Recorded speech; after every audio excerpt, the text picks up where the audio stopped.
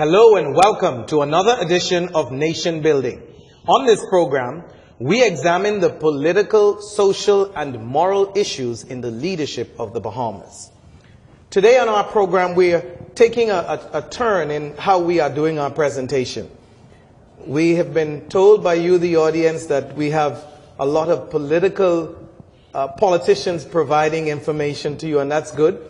But need to hear from some of the spiritual leaders, and that's exactly what we're doing today. We are talking to three spiritual leaders who will provide information to you, our audience, about this upcoming election and talk about issues in the country at large.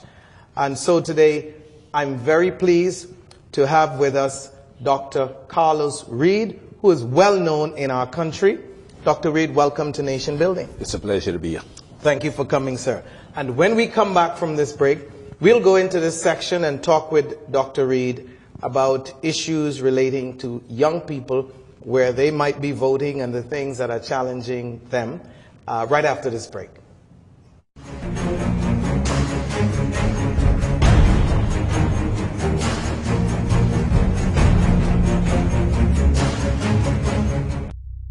Time is money, and when you need more of both, fly Western Air. 12 flights daily between Nassau and Freeport. At Western Air, your 11th round trip is always free. Flights to Marsh Harbor coming soon.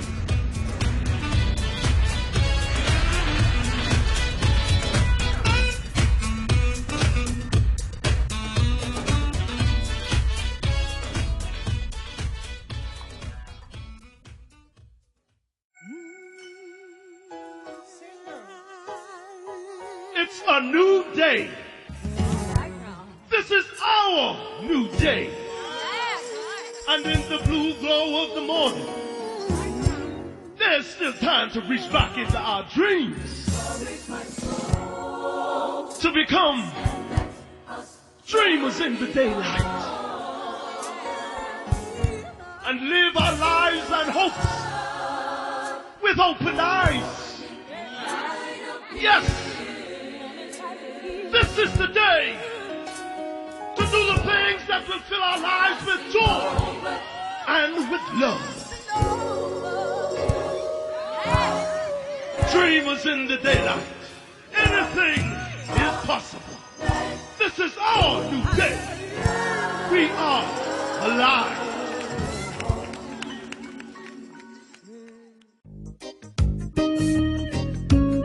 Who said you can't get great quality products at an affordable price?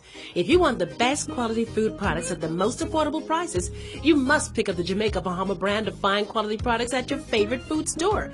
Products like Jamaica Bahama Coconut Water, the most healthy and refreshing drink on the market. Jamaica Bahama Fruit Punch, the only fruit punch in the Bahamas made from real fruit. Jamaica Bahama Coconut Milk, green pigeon peas with coconut milk, condensed milk, kidney beans with coconut milk, corned beef, green pigeon peas, mackerel, and corn. Jamaica Bahama's fine line of products is available at all your favorite food stores and convenience stores nationwide. Telephone 351-8282 in Freeport and 341-4091 in Nassau. I don't wanna win. No, no, I don't wanna win.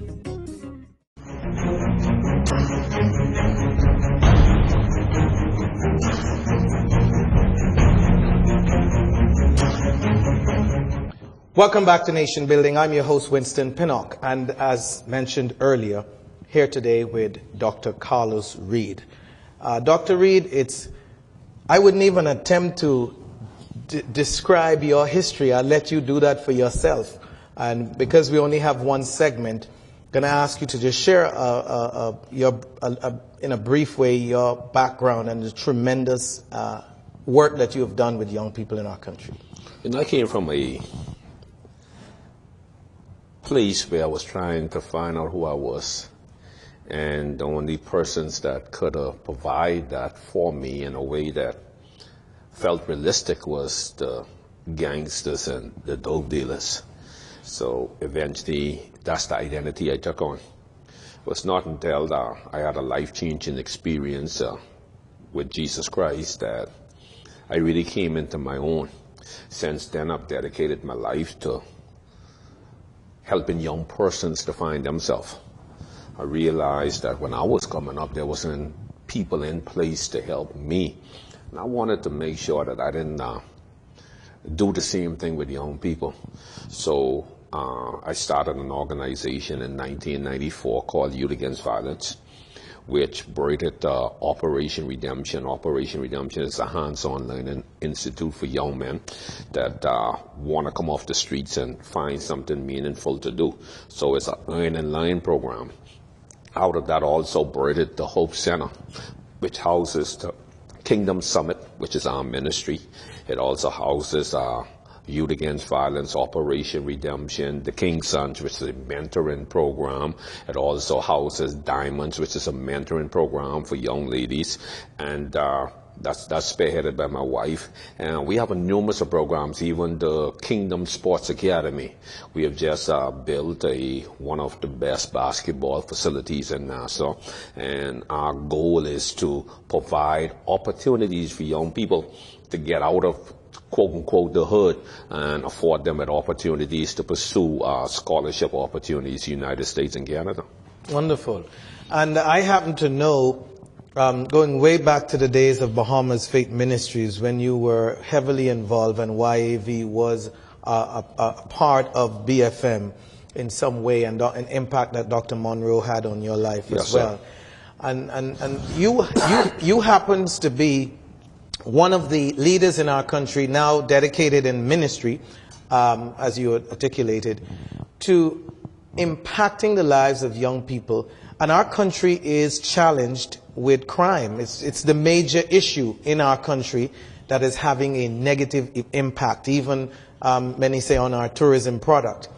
And I wanted to do two things today in our segment, and that is, one, what are you hearing from young people about the most significant issues that they are having, those who are challenged in gangs and other activities that is not wholesome? And especially in this political season, is there any advice that you have for those young people about how they might decide to vote that would help to impact their future? One of the things you said that one of the major problems that we have is crime. I don't see that as a major problem. I see that as a symptom of what the major problem is. Okay. See, if you have a flu, if you contracted a flu, you contract a virus. As a result of that virus, you'll have coughing, sneezing, runny nose, even pains and fever. But they are not the issues. The issues is what causing. The reality is what causing those issues. Crime is being caused because a lot of our young people are searching for identity. They feel that they could find in some of the gangs that exist in the Bahamas, like One Order, Maras, Fire and Theft. They believe that if they could connect with them, they'll give them relevance, they'll give them a sense of belonging, they'll give them the protection. I mean, there's something that all of us face, or all of us are challenged to find. We're looking for relevance. When we talk about the way that a person should vote, I don't believe that anybody should be able to, or be in a place to tell people what direction that they go in. But I would say that people ought to be able to vote for the best candidate that come to them. Wonderful. You know, we ought to stop voting like this party line and start voting for the best candidate, because I believe if we get the best candidates in Parliament, then we'll have the best government. Dr. Reid, I appreciate your thoughts on this issue, but to young people who are saying to you, look, election is coming, many people are saying don't sell your votes, don't sell yourself cheap. What do you say to them? What specific advice do you give them? Do you tell them which party to vote in? Do you give them a standard by which they would judge their members of parliament, the people who are coming to them for their votes? What is the essential issue? I mean, what should they be looking out for from these people coming? Now you have more candidates than ever before. What criteria should they use to judge those persons coming to them? That's a very good question. But when we look at young people have a mind of their own. Young people are moved by what's in front of them. See, they're not looking for this pie in the sky like our forefathers and our fathers, our grandfathers and mothers and everybody look for. Young people are not devoted or committed to any party the way like our parents was. When I was growing up, man, if you was PLP, F&M, or UBP couldn't come to your door. But in this time, people are looking for where they benefit. What is in this for me? They realize that they've seen basically the F&M in power, they've seen the PLP in power, and what young people are saying, all of them basically the same thing. So I gotta wonder, what is in this for me? I'm going in the direction where I am looking out for me. But isn't that a bad situation though? Because at the end of the day, if it's about selfish, what is in it for me as a person, I mean, we all know that the political leadership of the country, when it works best, is doing things in the interest of the whole. Yeah, that's the way it should be. But that's not what the young people are seeing. See, when I was growing up, my father told me don't smoke. But he smoked. So I wasn't worried about what he was telling me. I was worried about what he was doing. So we're telling young people you shouldn't look or you shouldn't be selfish, but that's all they see it. I clearly see you, and you make a great point. But before we wrap up, I still need you to give, as someone with the kind of history that you've had, coming out of a gang, becoming a spiritual leader, having great influence in the country, what is your parting words to young people as they prepare in order to save them and to save our country's future? I want you to vote basically for where you see the future of this country, who you feel could take this country to the level that it needs to go at. The Bahamas is one of the best little countries in the world. We enjoy so much different amenities that neighboring Caribbean countries don't. We go down to Jamaica, I've traveled Jamaica, I've traveled down to St. Lucia, Turks and Caicos and all of these other stuff. And we up there. Our dollar is still on par with the American dollar. So we need to vote how we hold our significance, how we hold the influence that we have as payment people. So whoever you feel is able to take you to that next level or sustain you at the level, if you're comfortable with it, that's the way you need to flow. Parting question before you go. As a spiritual leader, just talking to the people in the nation, our citizens, what is your advice to believers? Is there a need for Christendom to vote for people who are Christians, or is it just based on ability to get the job done? What's advice do you have for us? We ought to vote based upon the Constitution of the Bible. We ought to test different spirits. Basically, we don't want to vote for people who's going to put us in a predicament where we are forced to go against what we believe in. So I want to encourage you, men and women of God, as you go to the polls, to look at who serves as a better opportunity for us to be able to sustain the building of the kingdom of God. Absolutely. Dr. Reid, it's been my pleasure to have you here, sir. Thank you so much for sharing your thoughts. I think it goes a long way to our viewers. Want to take a break, and we'll be right back here on Nation Building with our next guest. Thank you.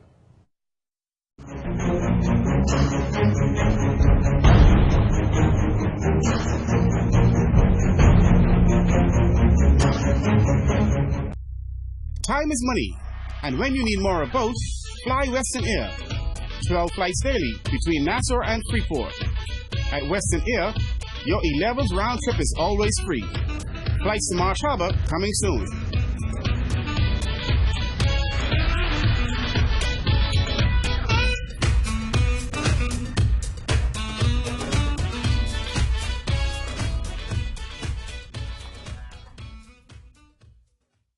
You bring passion, and we bring world-class infrastructure and innovation that's designed to help your business grow.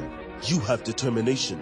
We've got your back with a super-fast LTE network, giving you access to whatever you need, when you need it. You offer superior service, we put you in control. With a dedicated care team to look after your business 24/7. Together, we have the advantage. Alive. Let's do this. Hello, I'm Wendell Jones, and every time I sit down and I watch JCN television, I drink the Jamaica Bahama fruit juice. It's so pleasing to the palate. I've been cooking Bahamian dishes for generations. I now use Jamaica Bahamas product. The rice is very fluffy, very tasty, and good eating. Jamaica Bahama product is simply the best. As an insurance agent, my life is go, go, go. But whenever I need a refreshing break, it's Jamaica Bahamas Island Mixed Fruit Drink. Good. Hi, I'm Debbie Bartlett from GEMS 105.9 FM. The effect that Island Junkanoo Juice Medley has on me is exhilarating. Alive knows what you do today will determine the success of your tomorrow. So we've invested in world-class infrastructure and innovation so every business in the Bahamas can grow. Like our online business account that lets you manage all your business mobiles simply and efficiently through one portal. From adding users and numbers to drilling down where you can view details of individual data, calls, and texts to providing an immediate overview of usage month on month. We put you in control. Our people are here to help your business grow. Our relationship managers take the time to understand your business. And with our care team and our Alive stores, we are there to support your business needs. So let's work together, Bahamas. Let's grow together. Let us be part of your team. Let's do this.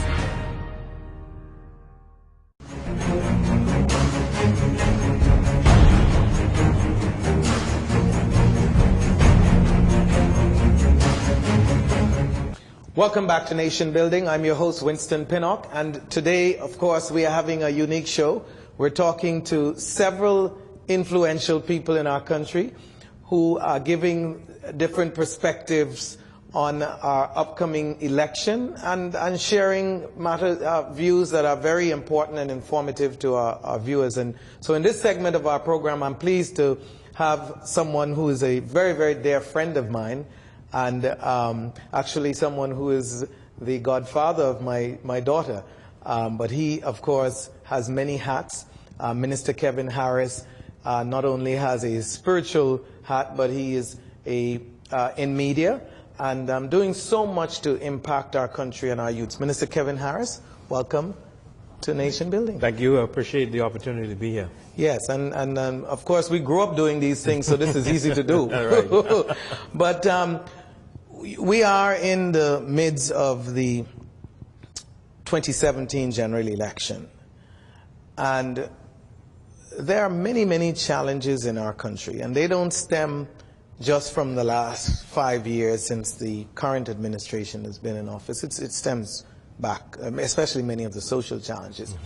So today we want to, in this segment, just talk a little about, in fact, I want to raise the issue because I know you participated in the two past referenda, right, the gaming referenda and the gender equality, if you can say it in that term, referenda, and you, I think, opposed both, and was one of the leaders in the movement headed by spiritual and political leaders who were opposed to. So let's take a minute or two and talk about why did you oppose both referendums? Well, I think first, in regards to the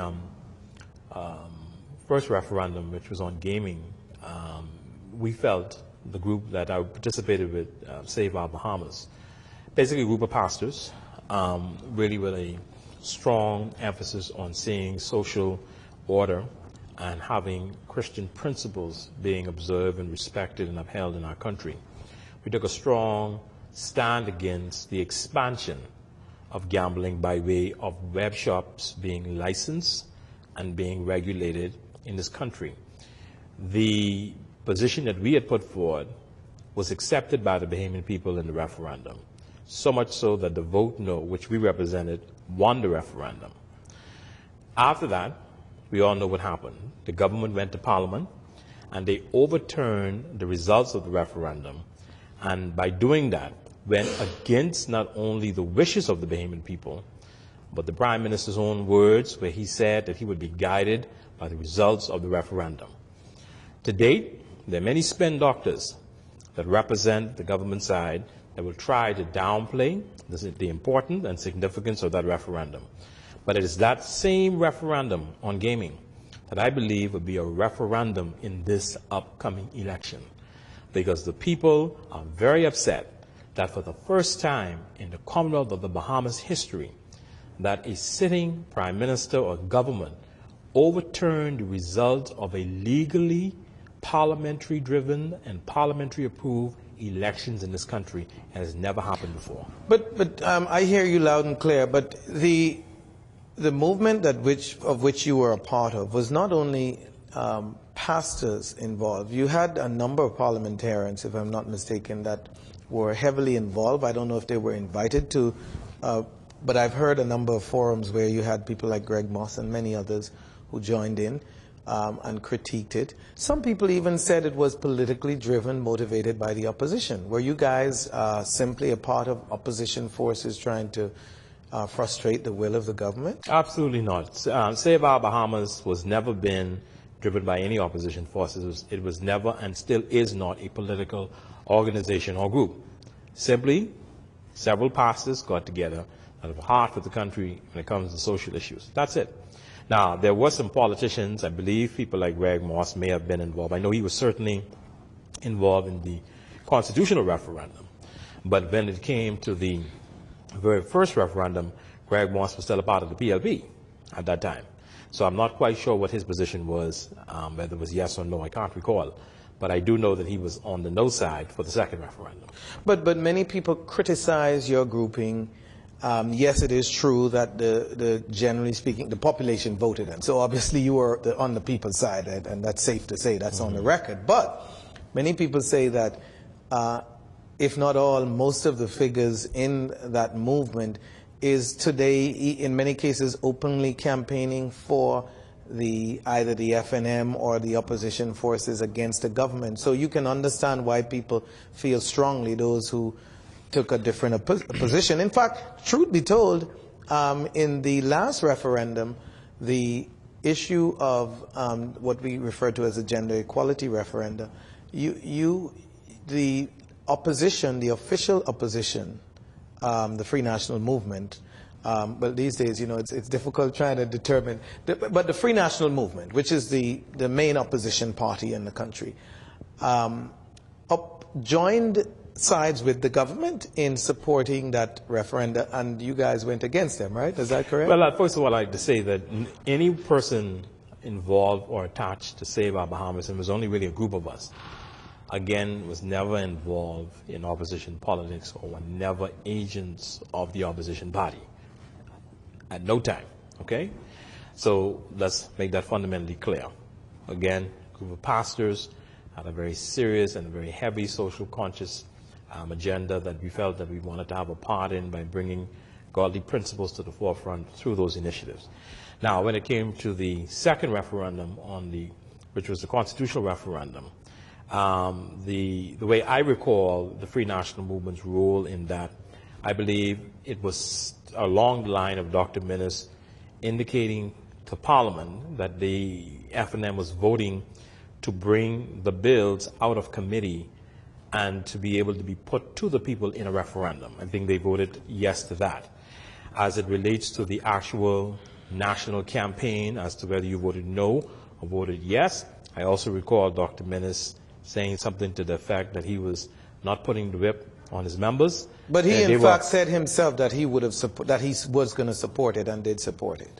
Well, he may have. I can't recall what he did, but I just know that I remember him saying something to the fact that they weren't putting the whip on, I think, for the members. But that didn't have anything to do with what we were doing. I mean, right. So you were separate and apart. Separate and apart. Yeah. And so, having been successful then in two referendums, where are you people putting your influence today in terms of we are facing a very, very pivotal, significant election where it seems clear to me, and you're listening to people out there as well, that there is to put it mildly, discomfort with the governing party, but there isn't the kind of enthusiasm that we would have seen in 1992, 1997, or even 2002 when the PLP dethroned the Free National Movement. There isn't a clear, defined signal as to where voters are going.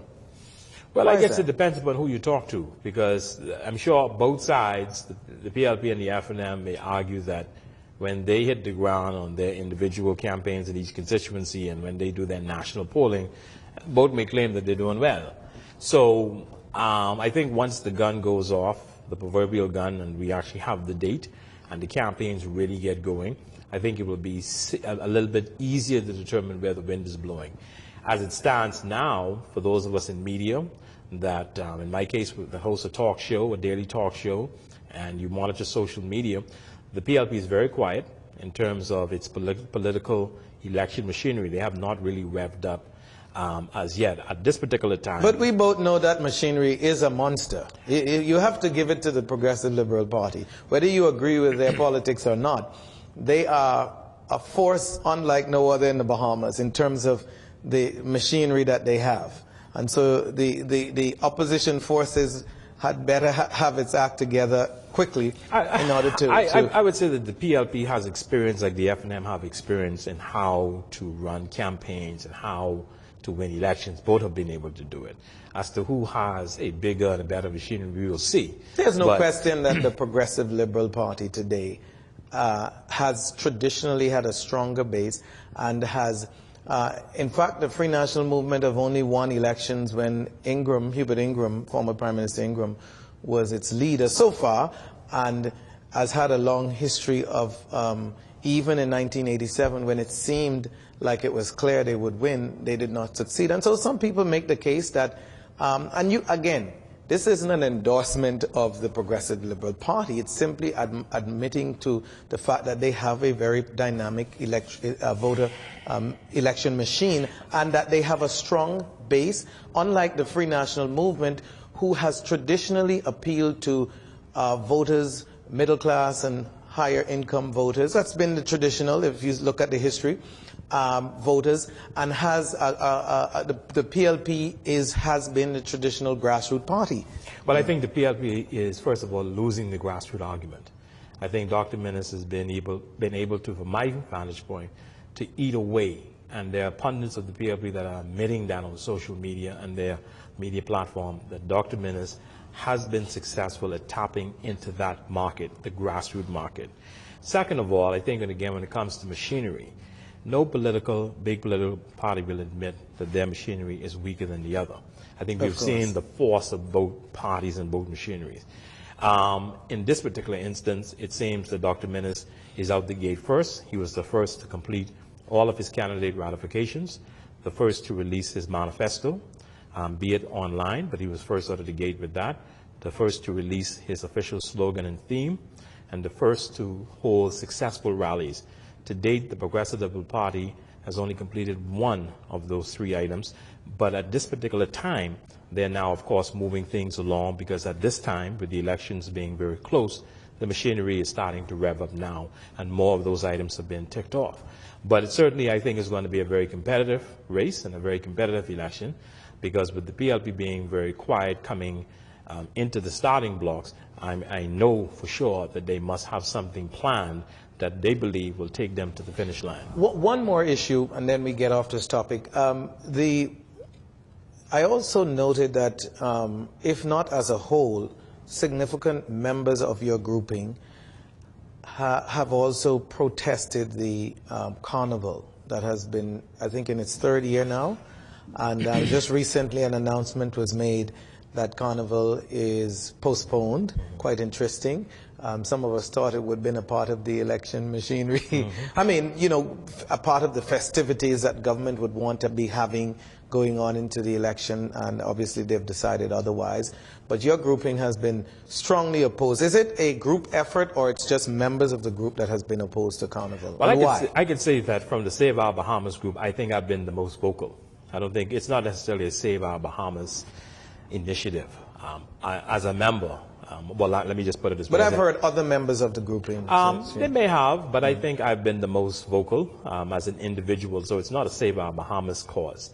But certainly this whole idea of them postponing carnival really signals some challenges for the governing party, because carnival was always planned to be a part of the election strategy. I believe they wanted to have the final blow in terms of how they wine and dine them and everything else and get them to the polls. But something said to them that the Bahamian people, because of the VAT discussion and where the money was going, I believe there was a decision, strategically to move Carnival past the elections because they could not justify spending more money into Carnival when there are homes in Andros that were devastated by Hurricane Matthew that still need to be addressed.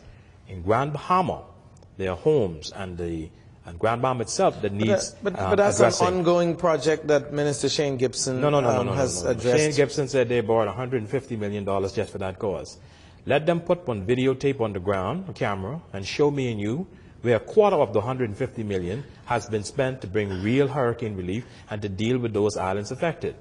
That's a debatable issue. I think the government has, on a number of occasions, put out information. In fact, just recently, the Prime Minister had a almost 1 hour long. Accepted. I'm just making the point that it's a debatable issue. So I wanted to mention that and just quickly ask you, then seeing that it's not a group effort to oppose Carnival, what is it personally, as an influential Bahamian in media, what is it that was the core issue that you had with Carnival? I think, first of all, from a cultural standpoint, I think Carnival, over time, will replace Bahamian culture.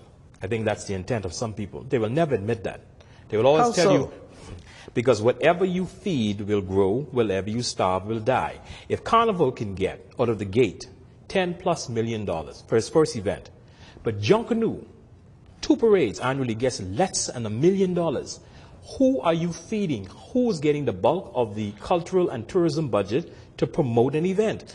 So if your core event, your core cultural experience is not getting the exposure and the kind of money that Carnival got from its very first inception, then what do you think is going to happen over 20 years? Okay, that's a point. But how do you even suggest? Isn't it ridiculous, really, to suggest that any activity that any government brings to the country in terms of festivities or sporting events, what can really replace Junkanoo? I'll show you why. Years ago, when we wanted to promote the Bahamas, we would take Junkanoo costumes or free dancers. And still do. No. Listen to me. We would take them on a tourism exhibition like the Miami Heat games and other things. We will show off a little Junkanoo. No, the government still does that. They don't. You check the records now. At the Miami Heat exhibition and games, it's the Carnival dancers and music. Go check your tape. And they're not wearing They're not wearing any costumes? Junkanoo. They're not playing any Junkanoo music. It is now being replaced. So what I warned about from day one is now manifesting itself on our international promotion of this country. So not promoting our authentic Bahamian expression, clothing, or artisans. They're now replacing it with everything Carnival and calling that the Bahamas. So that's your beef. That's a fundamental problem, because over time, the world will not know us anymore for Junkanoo or Rake and Scrape, because if the Cat Island Rake and Scrape Festival is only getting a little snippet of the budget, what's going to happen to those kinds of homecomings and other events over time if Carnival is getting all of the money? And then, of course, there's another fundamental reason I oppose it, on spiritual grounds, moral grounds. How can the government, you have the Ministry of Youth, Sports and Culture that have carriage for young people, taking money out of this budget that endorses young women and young men going on the road half naked to wind up and grind up on the road? Now, how is it possible that the government can take taxpayers' money and put it into road fever? And if you ever go to a road fever, which I have gone to and seen for myself, it is pure sex on the road. But nothing else. Minister Harris, wouldn't you concede? I know you are a spiritual man and so forth, but wouldn't you concede that the government is not the church?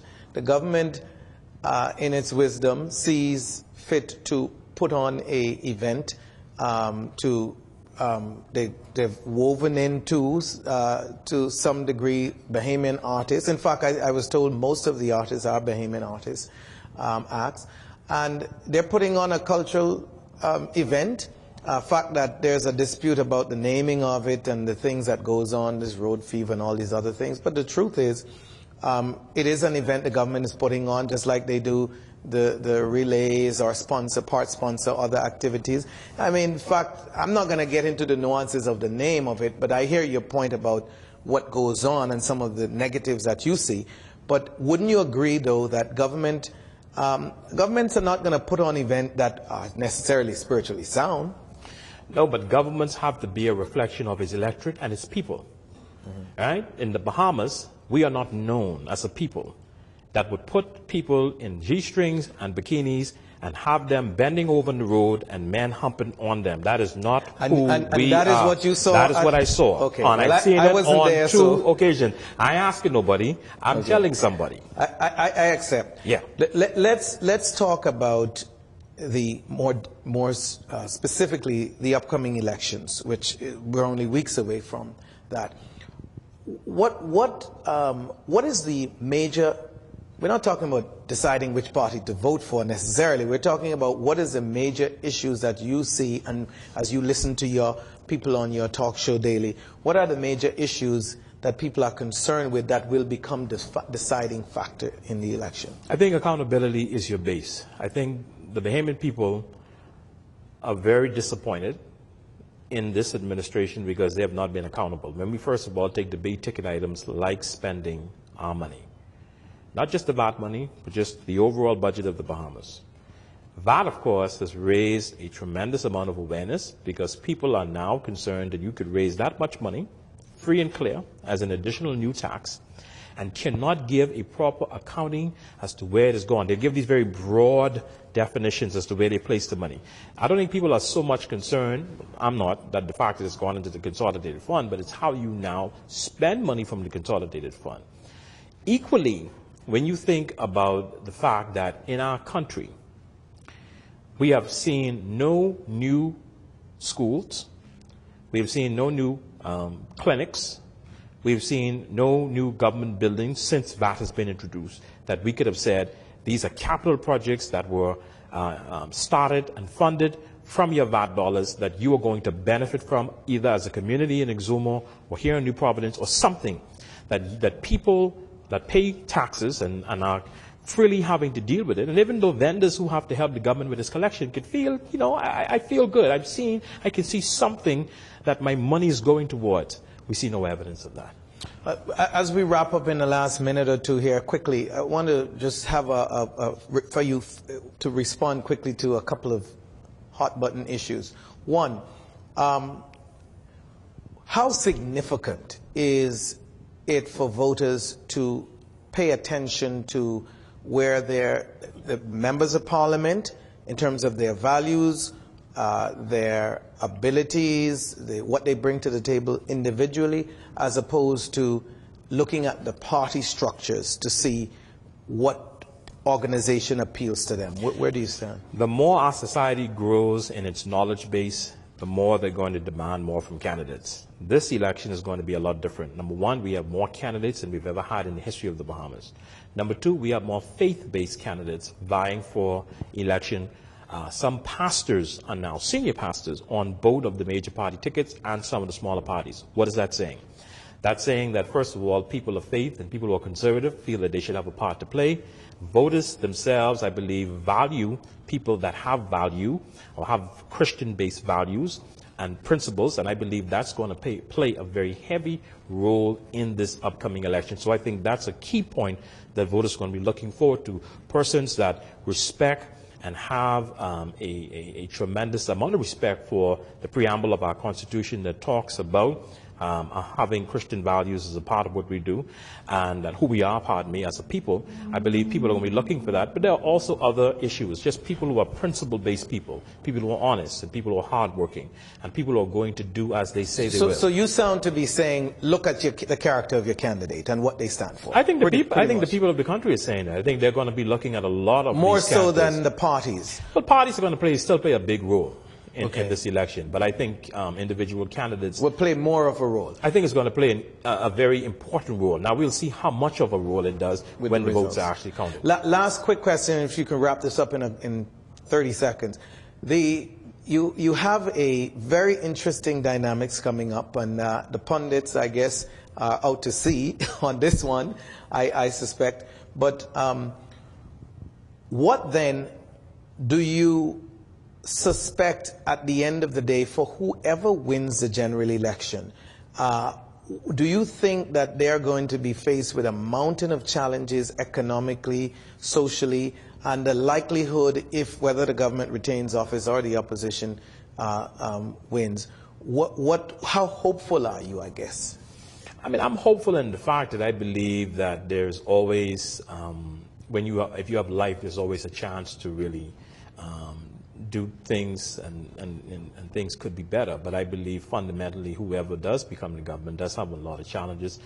I think if the current government comes back to power, I think we're going to see much of the same. I think that's the potential. And I think these referendums that we've been going through, these very moral referendums, if there are any indicators as to what this present government wants to do, then we are in for a serious ride. I think if the new party comes in or the new government comes in, then I think they're going to look at those fundamental things like the economy and other major issues socially as to how they're going to tackle them. But I think there's going to be a lot of things that they're going to have to weave through. I think whoever's the new government is going to really have to take their time to go through and put a fine-tooth comb to see exactly what this present government has done. And clearly we have a more informed electorate that is more and more demanding. You're watching Nation Building. I'm your host, Winston Pinnock, and we'll be right back.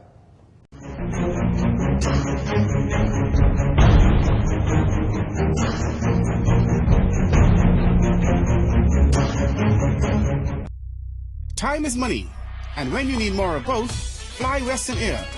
12 flights daily between Nassau and Freeport. At Western Air, your 11th round trip is always free. Flights to Marsh Harbor coming soon.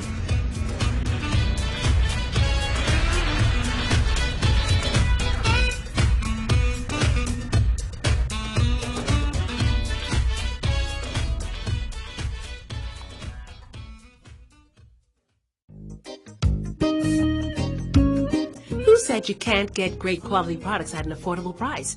If you want the best quality food products at the most affordable prices, you must pick up the Jamaica Bahama brand of fine quality products at your favorite food store.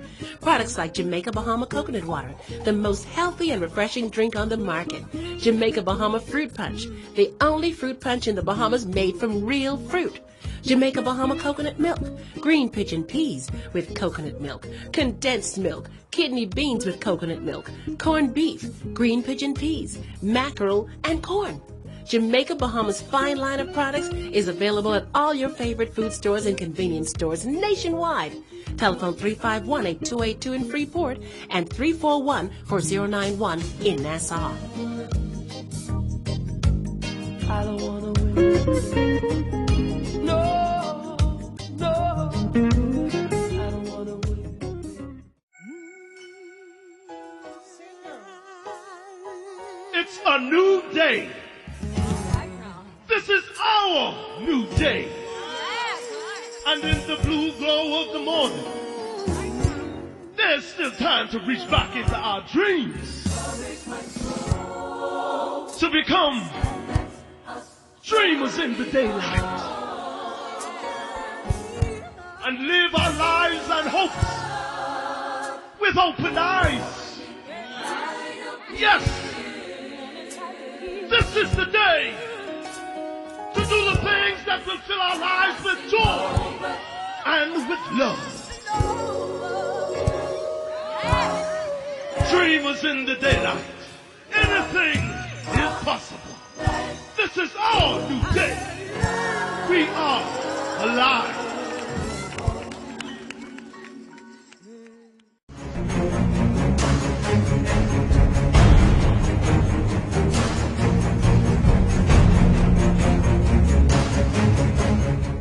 Welcome back to Nation Building. I'm your host, Winston Pinnock.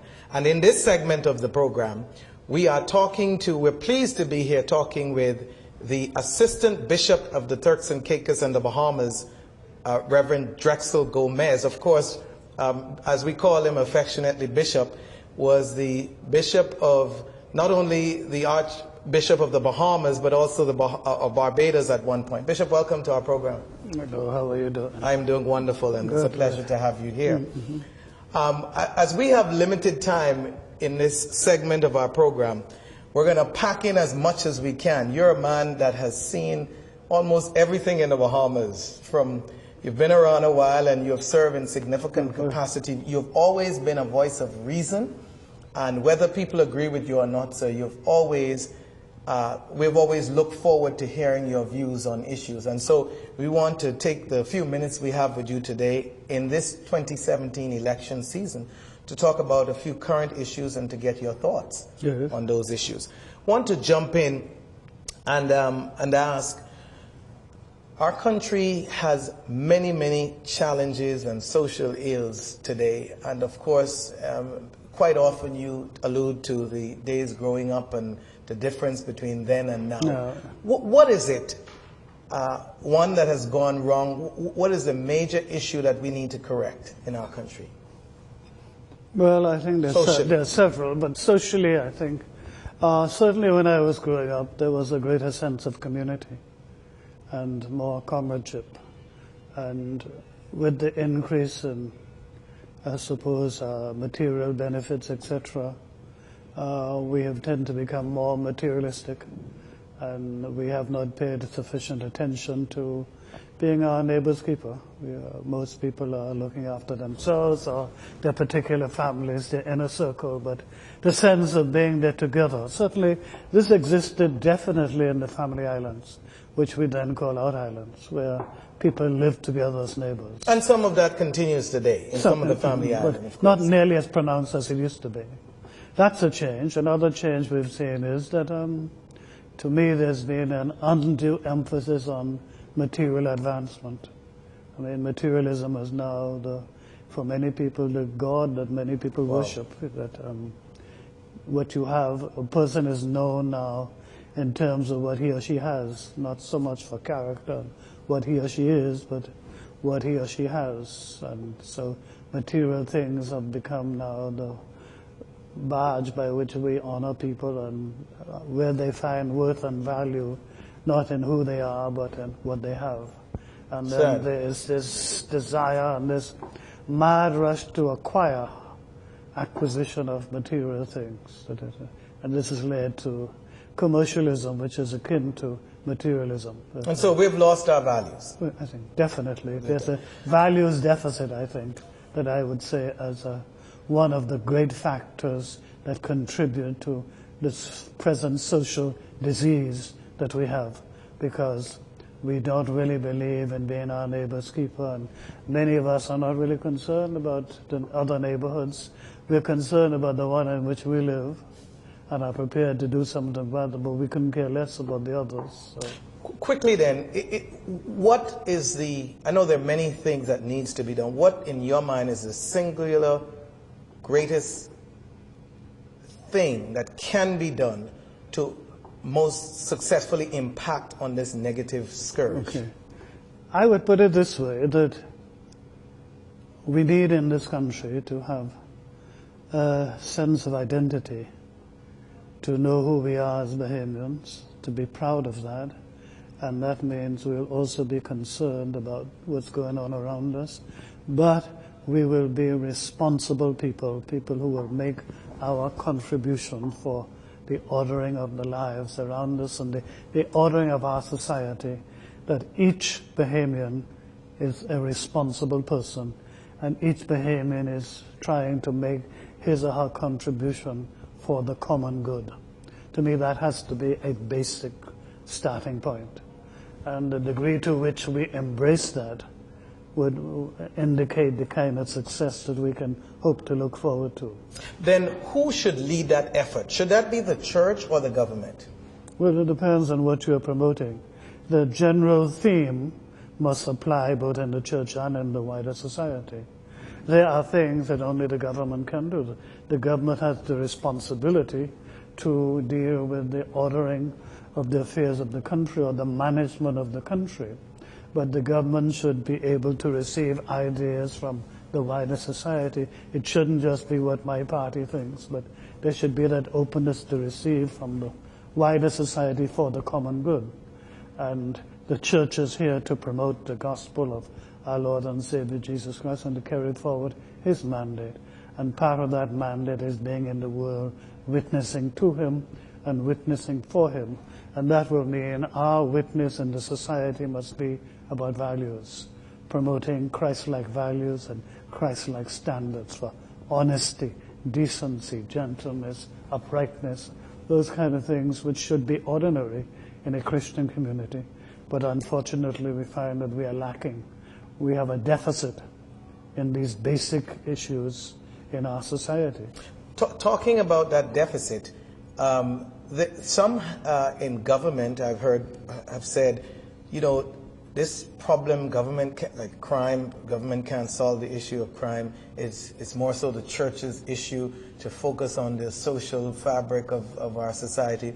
Some say, no, it's a government role because only government can execute law and order and enforce and so on. Where do you stand in a broad sense on this issue? In a broad sense, we are all involved in it.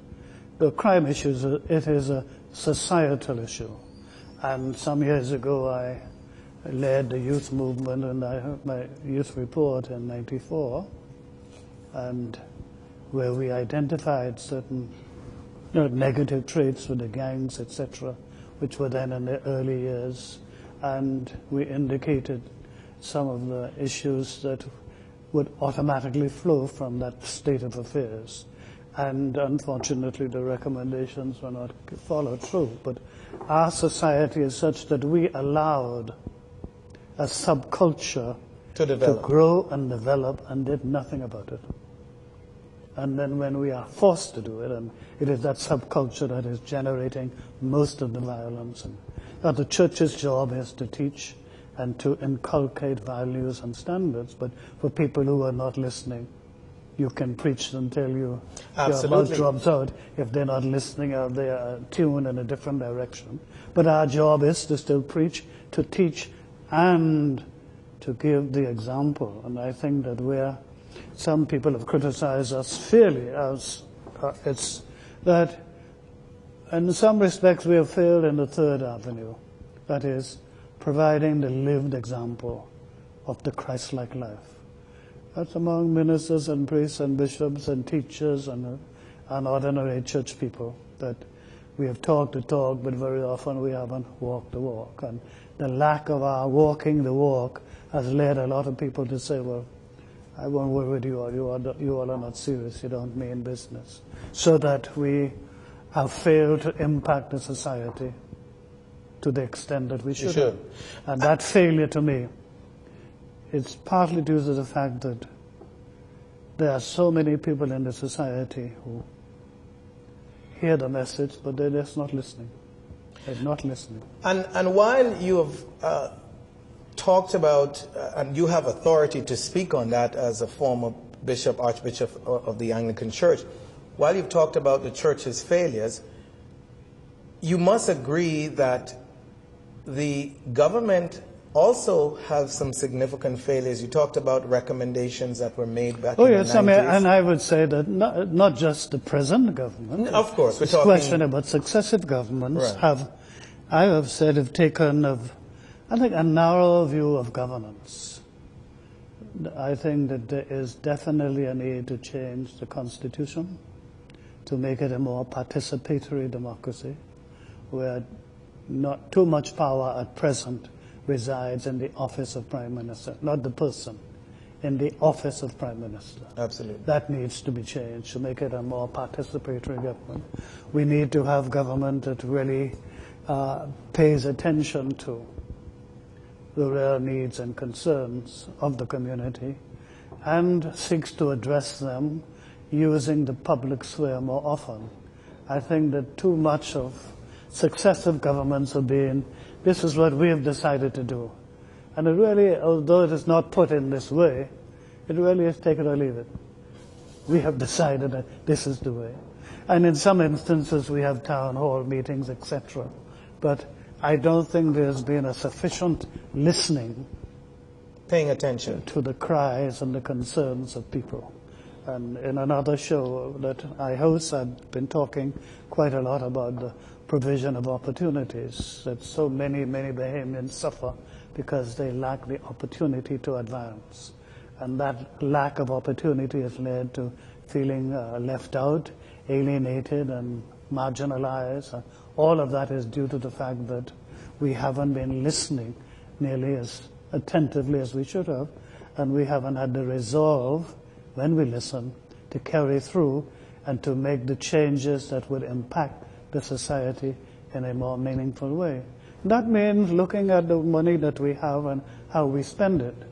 And there's a lot of talk about the VAT money, but I would be concerned about the total revenue.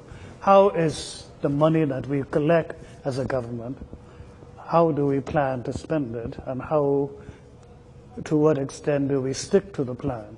For example, we've had 2 successive years where the government was forced to deal with 2 severe hurricanes, which upset the whole planning and the financial mechanism. But without hurricanes, we need to be able to say that there's this money allocated for this area, and we have the assurance of the government that the money will be well spent.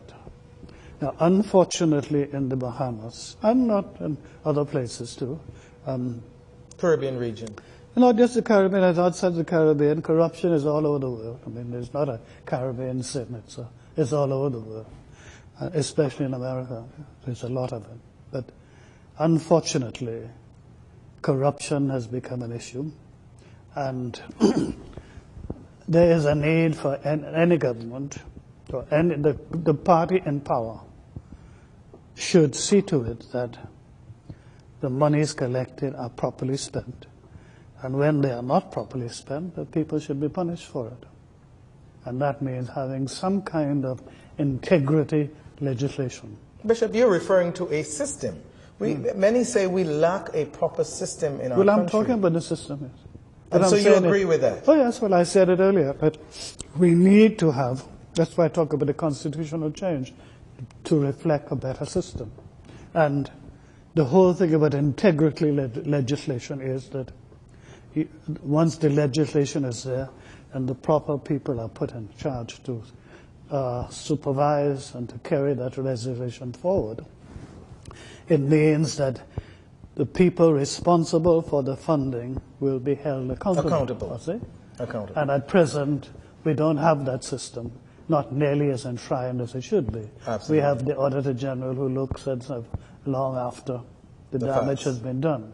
But we need desperately to have integrity legislation for any government that is serious about being accountable and managing what is available for the common good of the people. Which brings me to another very important point, which is, if you can, as best as you can, how do you speak to the Bahamian people we're in a political season now as we get ready for the upcoming elections.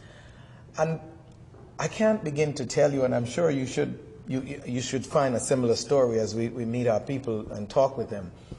A lot of our people are in a state of confusion about what options, what choices to make in the upcoming election. And I know you won't go telling people who to vote for, but what are the criteria that you would say, or what advice would you give our people in terms of standards by which they should judge their representative, determining whether... Well, I feel that people should first of all vote by their conscience. And in another show today I was talking about the informed conscience, that you should seek to get information about what the party stands for. Because the reality is, although each one of us votes for an individual, it really is the party that determines the outcome. So you have to say, what is it that this party stands for? And in this regard, I regret that, although we are almost at the point of election, there hasn't been this public discussion of what the individual parties stand for. I gather that the FNM has their manifesto online, but it isn't a public document, and it's public in the sense that people can go online. But unfortunately, most people. But I'm just saying is that it has just come out. What we need in a better system, months ago, we should have started putting out in the public. These are what we will. These are the points. This is what we stand for. Then you have the public debate about which side is better. But the stuff coming at the end of the process means that you don't take those things too seriously, because Absolutely. and the public will not have the opportunity to give proper consideration to them. So you have to vote. What are you voting for? It isn't good enough to simply say, I am PLP, or I am FNM, or I am DNA, therefore I'm voting. We should be able to say, I'm voting for this group because I believe that their ideas for the country are better than the others. Right. That should be the guiding point. But if you don't know, you're not informed. But I have to jump in and say this, Bishop. Isn't that deliberate, though? That I was talking earlier today with another guest about the fact that it's so difficult to get these people who are running for office and people in leadership in all of the political parties to come in and share their ideas on platforms like these, so that people and have debates. I mean, we've been talking about having political debate forever, and most of the political leaders do not want to participate in these things. Yes, but that's one item. But the public can demand. If the public really was interested, we can have public protests, public demands for this kind of information. But my impression is that the general public in the Bahamas don't care. It doesn't seem, and the general public has some very, not all, but sectors of the general public have some very strange ideas about election. They see election time as a time to make money. Oh boy! And that's part of Bahamian culture, and it's the people who then, I believe, encourage the politicians to behave the way they do. Use money as a factor. Because if the people were different, the politicians would have to behave in a different way. But if you encourage this and you come with your hand out looking for what you can get, as opposed to asking for Tough the questions. ideas and what is it going to get, then you deserve what you get, because you are selling your birthright, if you can use a biblical analogy. Yes, sir. And that is happening all over the Bahamas. Money is paying too great an influence in our elections. It is just too much. Bishop, are we a people without hope? No, I mean, we are not. God is still on our side, and I believe that in spite of everything, I'm not as optimistic as I was a while back, but I still think that there is room for much hope, because God is not going to leave us alone. We will get through. He will raise up other Joshuas. Some others will come. But I mean, we need to think seriously about meaningful change in the way our government operates, and meaningful change in the people that we put in government. Because the governing party in the assembly is responsible for the management of our affairs. And we should elect people who can carry out that management function. If you elect people who can't, then you're to blame. Three quick questions before we wrap up. One, if I hear you correctly, are you saying more emphasis, your advice to voters is more emphasis must be placed on the political organization, its leadership and so forth, to know what it stands for, the candidate? Yes, but I think you have to do both. But the primary point I'm making is that in the final analysis, it is the party that's going to call the shots, right? Not the individual. Good. Okay? But there are certain persons who offer themselves on behalf of the party that, for many reasons, people will just not vote for them. But they may still be interested in supporting the party. Okay. The second part of that would be, or the second question would be, what is your position on, do you have a position on capital punishment? Yes, I am opposed to it. You're opposed to it. I believe all life is sacred. And the fact that someone takes a life or commits a life does not remove the fact that all life comes from God and it is sacred.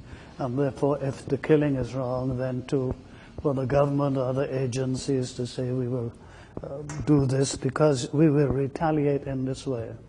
If you read carefully the teaching of Jesus, especially in Matthew chapters 5, 6, and 7, the Sermon on the Mount, you will see Jesus in chapter 6 speaks strongly about retaliation. He is against retaliation. And the death penalty is a form of retaliation. And if you follow Jesus, you will not be in favor of retaliation. And to those who say that it is simply a biblical position from the Old Testament that Yes, that says justice must be served. Yeah, but what you read in chapter 5, Jesus says, I have come to fulfill. Everything that went before finds its fulfillment in Jesus. It is Jesus who determines the content of what went before. He is the barometer for that and also for what goes forward. So Jesus has to be the key. And he emphasizes this in Luke chapter 24. At the ending of Luke after the resurrection, he says, the scriptures speak about me. And he is the interpreter of scripture. So when you bypass Jesus and go back to the Old Testament, you're bypassing what the Bible says. He says, I have come to fulfill. And that fulfillment is... Absolutely. Last question, Bishop. There is a issue in the U.S. now. You know, gay marriage is now legal in the U.S. It's the law of the land. And many of our citizens fear, you know, all this. We wouldn't get back to the referendum and all these issues. But there is a phobia, if you will, in our society about government finding a way to legalize that in our country. What is your position on this whole issue of gay marriage and whether you think our culture, as some people put it, should become more accepting? My position is quite simple, that the biblical teaching on human beings is that God made them male and female. That's how God made the human race. Humankind is made up of male and female counterparts. They together become one, but in their coming together, there's always the male and the female coming together. The homosexual issue has two parts to it. First of all references, nowhere in the Bible is homosexuality discussed as a concept. The Bible focuses on homosexual acts, the physical acts of homosexual. It is the acts of homosexual that are condemned in the Bible. Everywhere it's mentioned in the Bible, it's condemned. Nowhere in the Bible there's any sort for the action, the cohabitation, homosexual cohabitation. And for that, because the Bible is against it, I am therefore against it. And I am therefore against same-sex marriage, and also I'm against the same-sex blessings, because to me it is contrary to the will of God, especially as declared in Genesis. And it speaks strongly to be part of humanity as God made it, that when two homosexuals, whether they are male or female, when they cohabit, the other is the same. See? Where God made it that there will be, the other is another. Whereas two homosexuals coming together, there's no other, because they're both the same. See? That's contrary to the biblical pattern. And for that I'm against it. Now, the issue about what happens in this country, that's really, it's going to be a political issue. Whether the government is going to be willing to listen to people and carry out the will of the people, or the government is going to give in, because pressure will be brought internationally by the U.S. and certainly in the European community, and the U.S. will be making demands. And the question is, will the government be strong enough to withstand us? And that will be dependent upon how loudly and how vociferously the general populace is prepared to. Because the government must be the servant of the people. Should be. Well, it must be. That's the meaning of it. In practice, many say that is not the case. But that would be, my take is, the reality is that we may teach and preach about the Bible and its teaching as much as we like. There are certain political realities that our people are faced with that a lot of people are not aware of. And the question is, to what extent are we going to be able to withstand that? Because the Americans and the Europeans have already started to flex their muscles in Africa, where they're withholding aid to certain countries because they are not prepared to see. Right. And we'll be faced, although we don't get that we are not expecting the kind of financial results that some of those African countries expect. We have relationships with these countries, and the reality is, when they wish to use the stick, they use it rather forcefully. And so I have some sympathy for the poor politicians, And I pray for them that they will have the grace and the strength to withhold that kind of pressure. But the pressure will come. Will come, will come.